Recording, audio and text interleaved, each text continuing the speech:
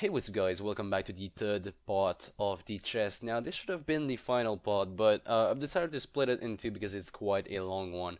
Okay, so last time we left, we actually had this going on, and I realized just after making the video, I realized that I didn't put my king at the right place on the black side. I simply copy and paste. So I'm gonna go fix that really quickly on my board manager. So let's open up the board manager. Hopefully you haven't done the same mistake as me. And you don't have that. So over here in Spawn All Chessmen, we have the king here for the white team, which is at spot number 3, and then the queen is at 4. But on the other side, we also have 3 and 4. Now we're gonna put them in reverse. So that's 3 here, and that is 4 there. The king is at 4, and the queen is at 3 on the black side. Let's just make sure everything works because I like clicking on that play button quite a lot. And here we go. So in this episode we're gonna start tackling the movement of only the pawn, and we're gonna put some highlights somewhere on the board so we can see where are you know, we're gonna tell the player where he's allowed to click after selecting a object. So we got quite a lot of code to do for that, but the first thing I'd like to make is a new script. So I'm going to go ahead and right click on script, create, and then we're going to create something that is called let's say board highlights. That could work. Okay, so once that is completed, let's open up that script inside of mono behavior. I'm just going to wipe everything like I always do, and then I'll make this a public static board highlight. So I got some way to actually access this from outside. So I've made a field called instance of type this that I can be accessing from pretty much anywhere because it is static. Now inside of a private void start, I will go ahead and just say instance is equal to this. Okay. And then I also want a list, so I'll be adding using system.collection.generic, so I can use lists. And we'll make some kind of pool here, some kind of pooling mechanic, and you'll understand why in a second. Okay, so what's going to happen now is I want to use this script to create some kind of pool, and I will be pulling some game object that will act as highlights. So say every single highlight object is going to be a square, a plain square that is only going to fit on one tile on the board. So I might have multiple if I can actually move at different places. First off, I am going to create a game object, a public one, that I'll call highlight prefab, and this is going to be the base of that highlight selection. And then finally a private list of game object that are going to be the highlights, which is pretty much just a list containing all the highlight prefab that we're going to create. Okay, let's instantiate this list. So we're going to do highlight is equal to a new list of game object inside of the start, and we are pretty much good to go. We're gonna start coding this pool right now. So first function is going to be a private void that we're gonna call actually, you know what, is this going to be a private void?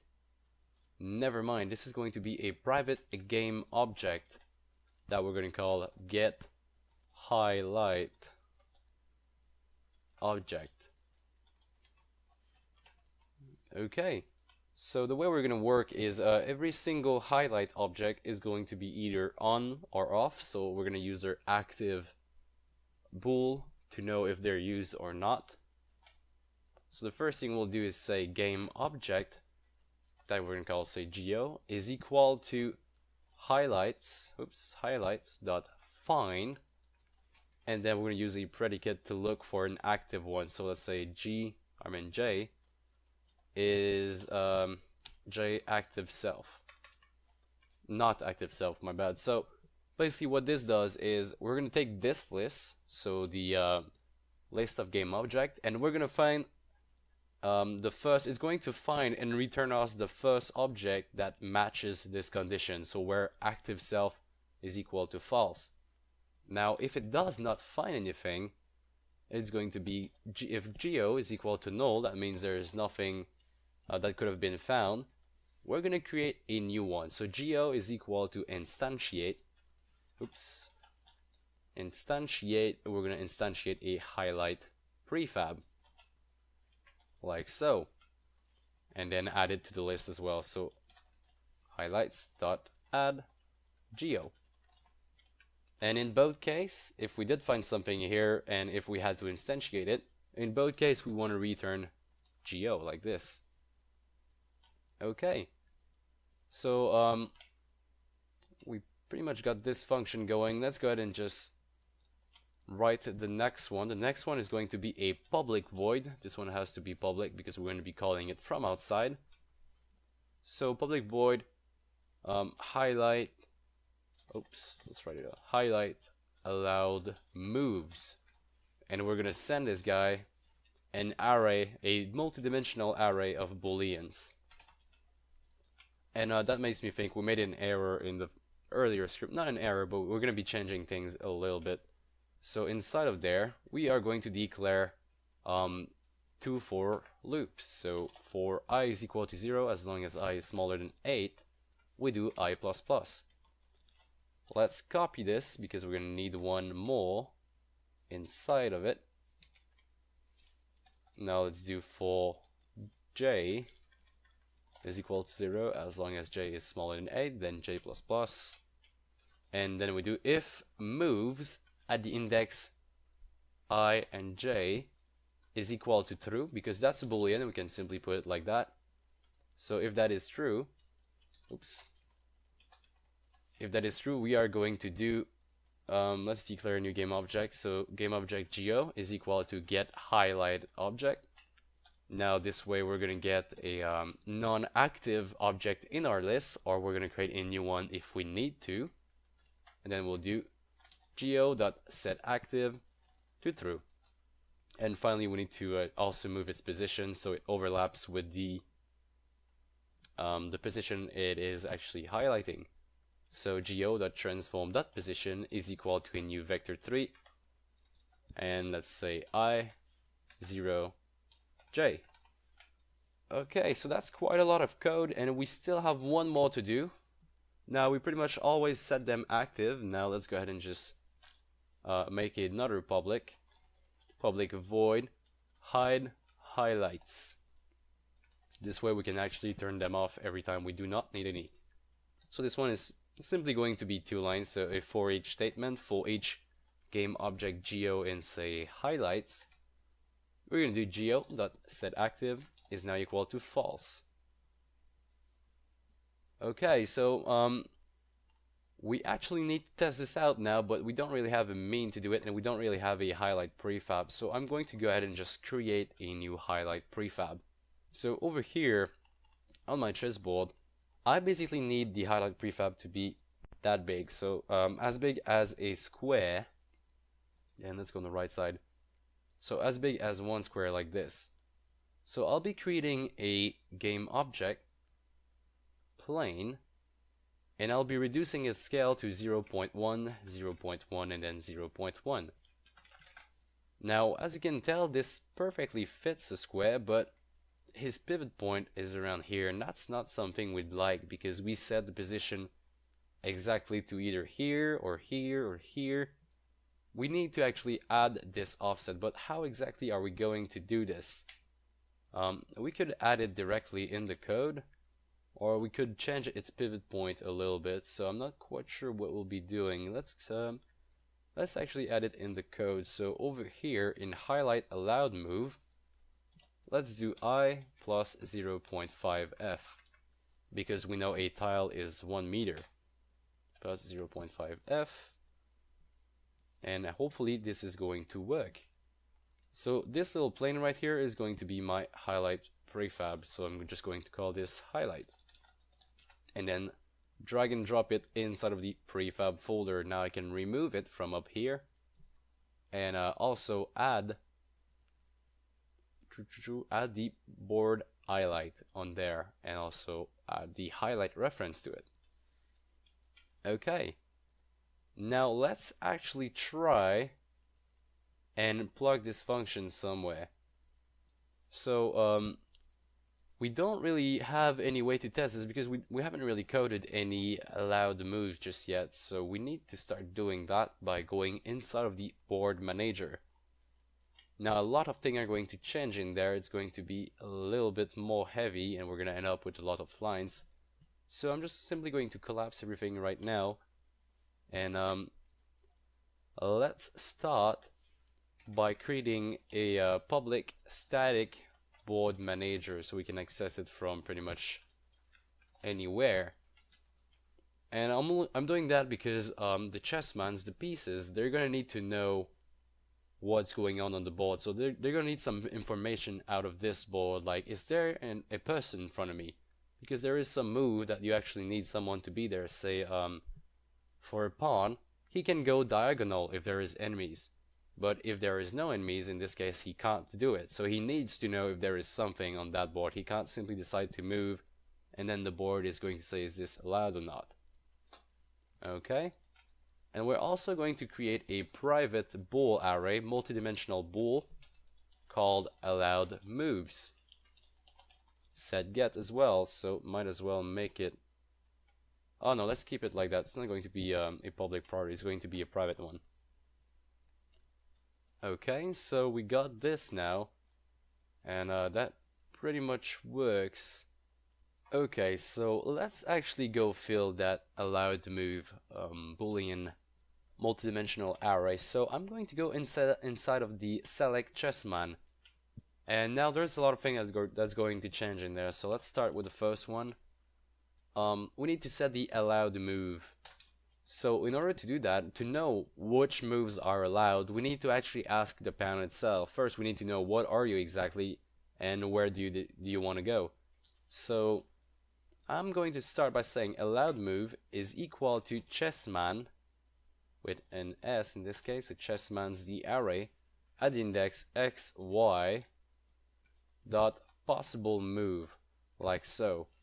Now, I think I made a mistake in that earlier, and I've only made this a bool. Yep, so we're gonna go back inside of chessman, the actual class, and inside of there, we're gonna say public virtual bool array of 2, so multidimensional bool like this, and instead of returning simply true, we're gonna return a new bool array like so, size 8 by 8. Okay. Okay, now we get this error where there is no overload that takes 0 argument, and that is because we're going to go back inside of chessman. I've said that last episode, but we don't actually need it, so there is no parameter needed for possible move. Okay, because we're going to take, we're going to return every move that is possible, and we already know the position of the pawn. We don't know where he wants to go because he hasn't really decided yet. We just need to know which move is allowed, so we're going to scan the whole board. Maybe not the whole board, depending on which piece we're using, but we're going to scan the board and just return him an array, two-dimensional array of every move he can do. Okay. So let's go back under the board manager.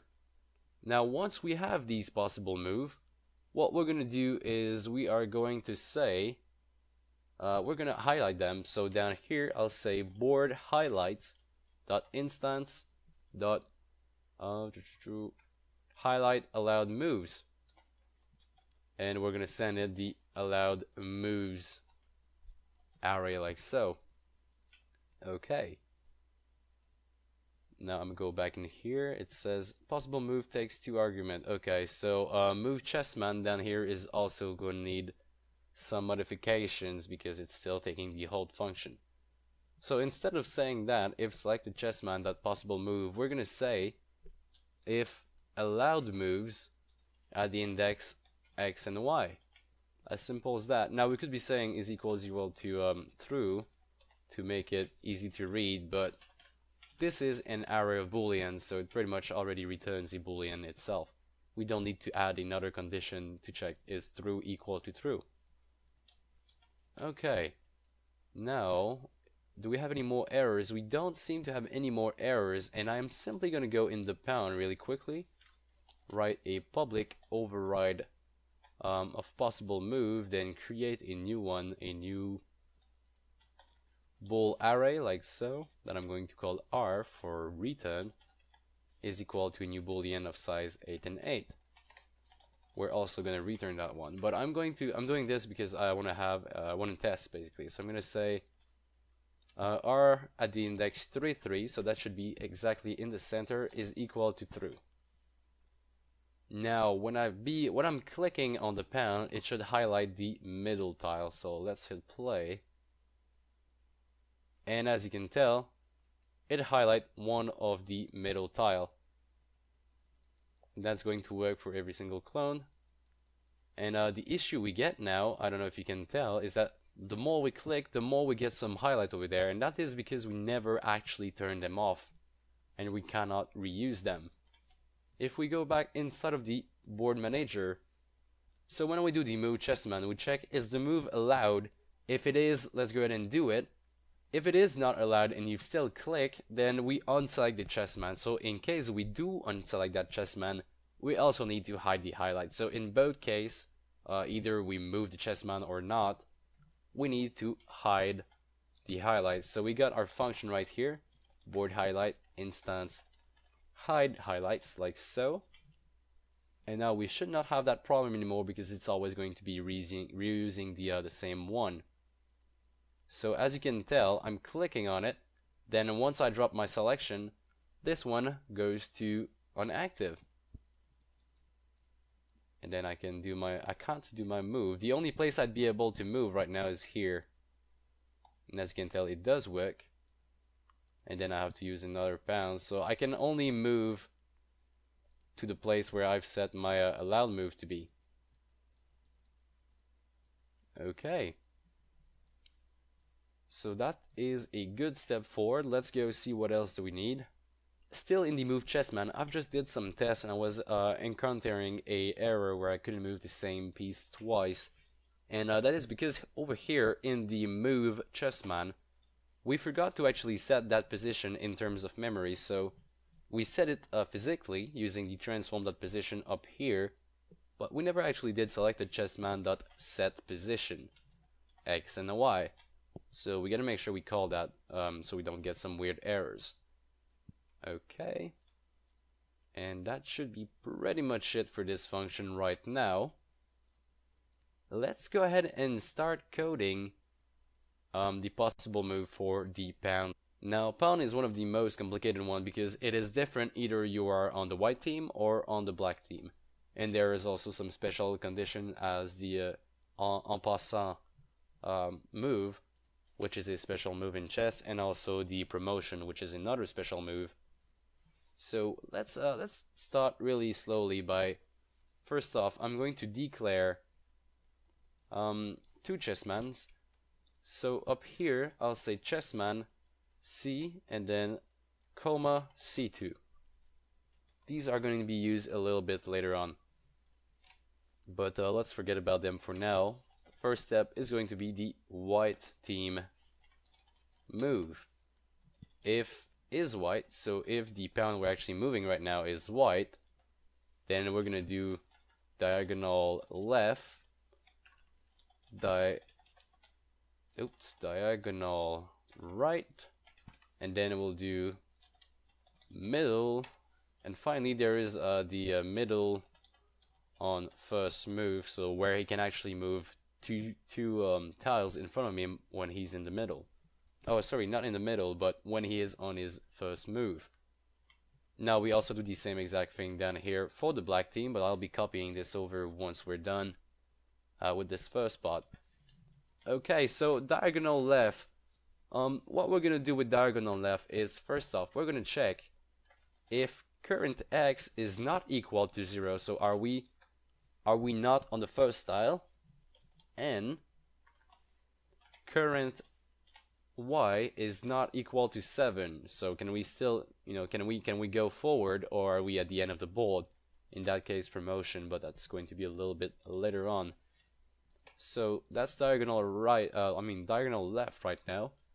And if those two conditions are met, we're gonna go and get the piece over there. So C is equal to board manager dot instance dot chessman, and we're gonna get the piece that is at current x minus 1 because we're going left, and then current x plus 1, current y plus 1.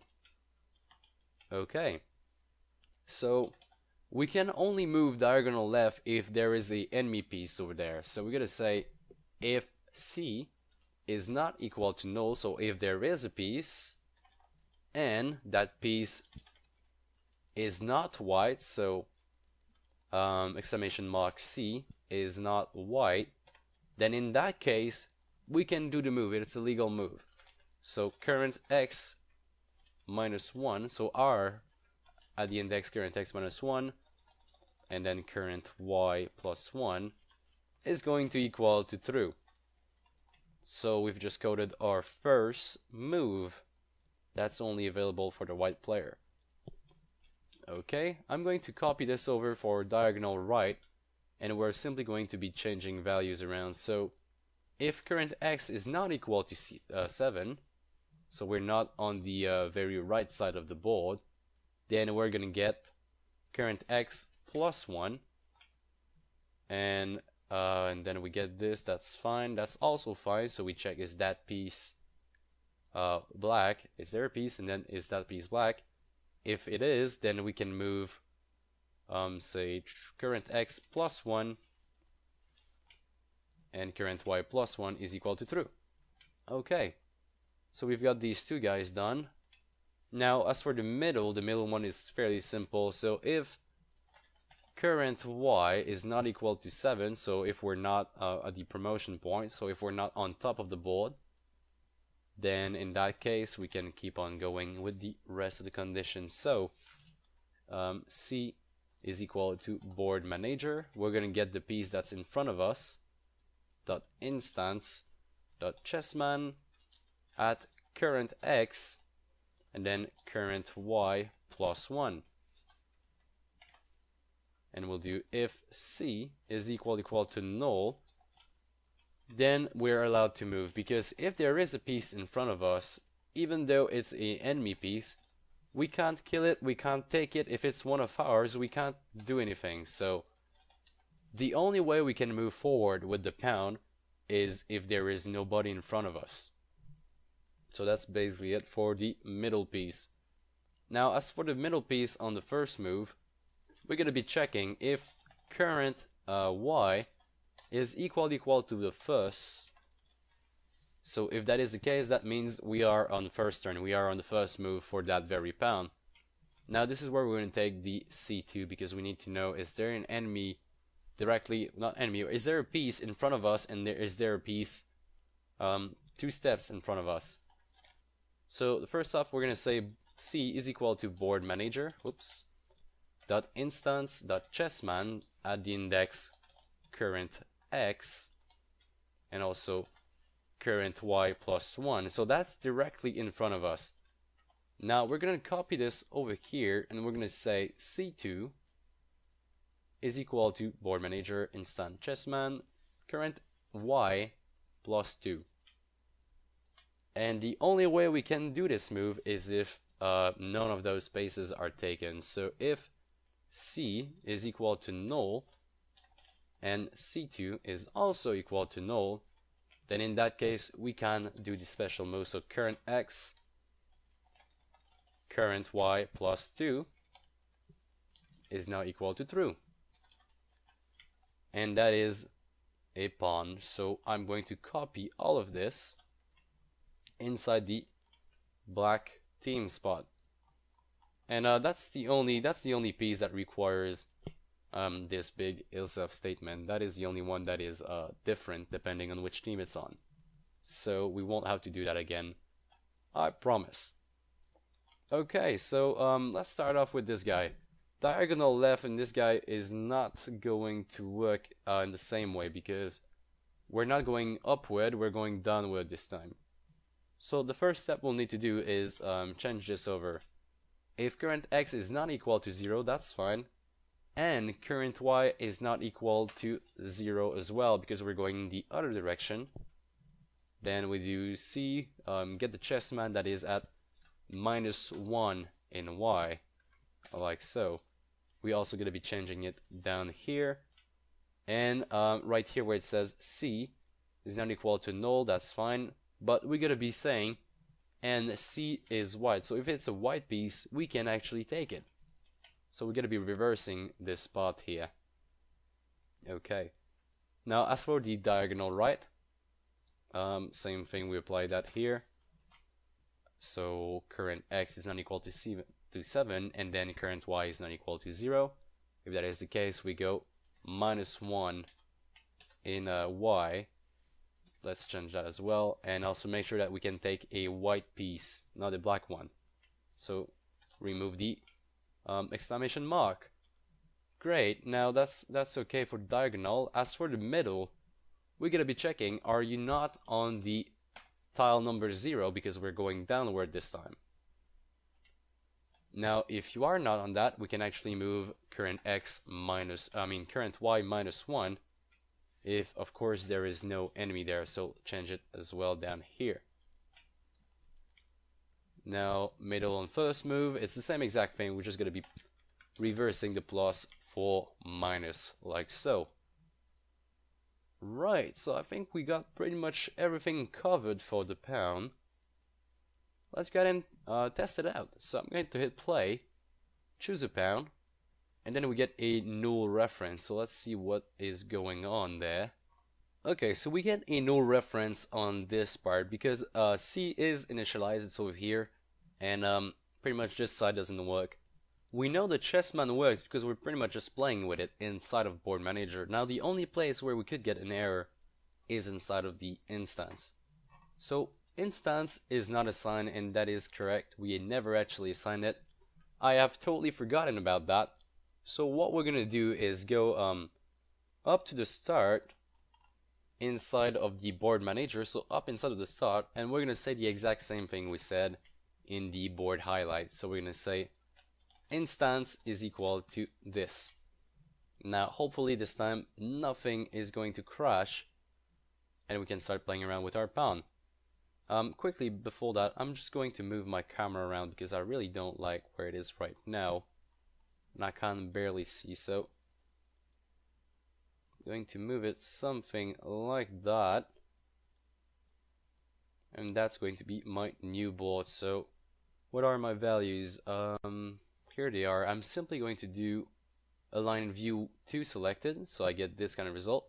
Press pause, then go back on my main camera and do align with view, like so. Press play, and let's go ahead and try to play with the pawn. So as you can see, on the first move, I can actually go 2 tiles forward.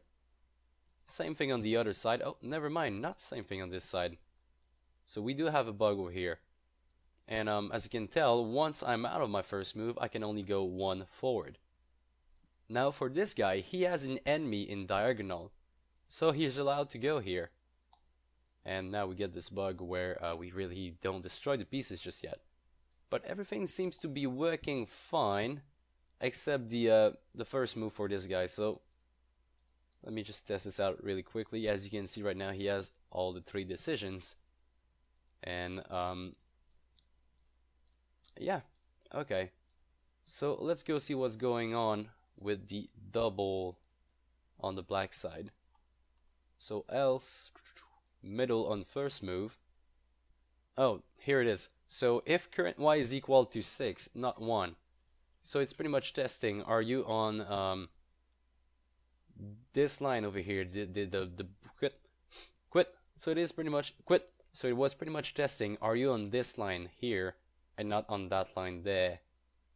Now everything should work fine, and we're able to go in diagonal. Now we get a really weird bug if we just take over a piece without killing it, then it's going to bug the rest of our game. So we're going to be fixing that in a short moment. Let me just do something really quickly. Test out one more thing. And as you can see, all the 4 moves are in action here. You can actually choose to go diagonal right, left, up 1 and up 2. Okay. I'm not going to cover the en passant just yet.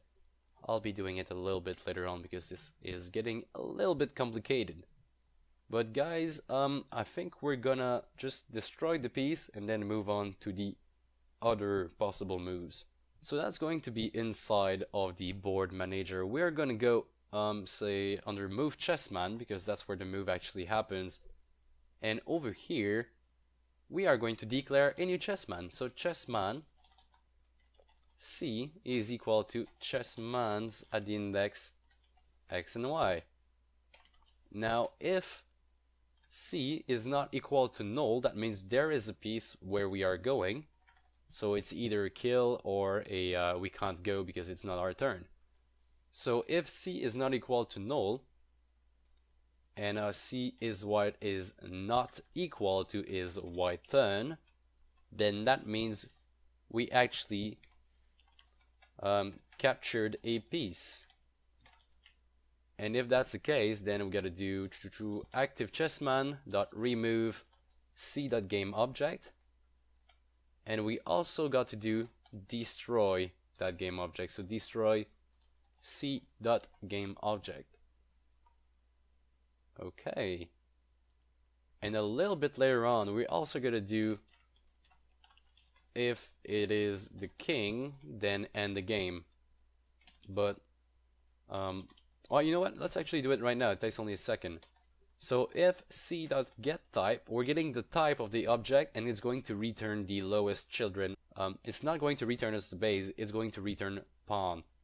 So c.getType is equal to type of king, then that means the game is over and we've won. So we're going to be doing our conditions a little bit later on. We're just simply going to say end the game and return. Why do I put that in comments? Let's just return for real. Okay, cool. So what exactly are we going to do next on this? Did we actually fix our problem? Let's go test it out. And everything seems fine now and not buggy, so that's a really good thing.